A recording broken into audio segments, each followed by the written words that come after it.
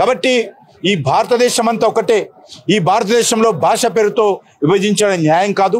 మరి ఈరోజు ఎక్కడ కూడా మరి ఈరోజు స్టాలిన్ ఎవరైతే ఉన్నారో 5 సంవత్సరాలుగా ముఖ్యమంత్రిగా తమిళ ప్రజలకు ఏం చేశాడో చెప్పి ఓట్లు అడగాలి.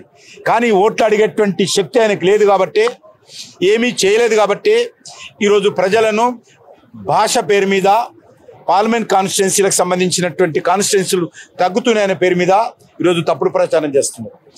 ఈ పార్లమెంట్ కాన్స్టిట్యున్సీల పునర్విభజన కూడా ఎక్కడ కూడా ఇంకా కొత్త విధానం రాలేదు. గతంలో 2009లో కాంగ్రెస్ పార్టీ ఢిల్లీలో అధికారం ఉన్నప్పుడు ఏ రకమైనటువంటి విధానం ఉండిందో ఈ రోజు కూడా అదే విధానం ఉంది. ఇంకా ఏ మార్పులు చేయలేదు.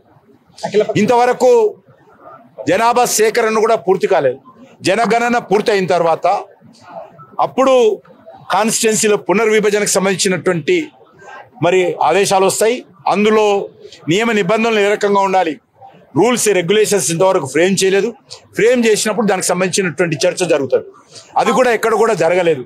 కానీ ఈరోజు ఊరికనే తెలంగాణలో తగ్గుతాయి, ఇక్కడ ముఖ్యమంత్రి అంటాడు. ఆయనకి ఏబిసిడి తెలియదు, ఎట్లా తగ్గుతాయో తెలియదు ఆయనకు.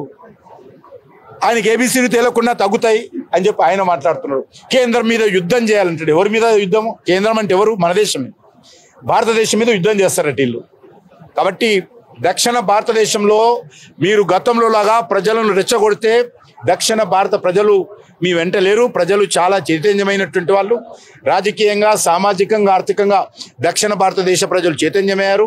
మీరు చెప్పినట్టు అక్షరాస్యత బాగుంది. మీరు తప్పుడు ప్రచారం చేస్తే మీ వెంట జే కొట్టుకుంటూ రావడానికి దక్షిణ భారత ప్రజలు సిద్ధంగా లేరు. ఖచ్చితంగా నరేంద్ర మోడీ గారి నాయకత్వంలో అన్ని భాషలకు ప్రోత్సాహిస్తున్నాము. దక్షిణ భారతదేశంలో కూడా అన్ని రకాల అభివృద్ధి కార్యక్రమాలు చేపడతా ఉన్నాము.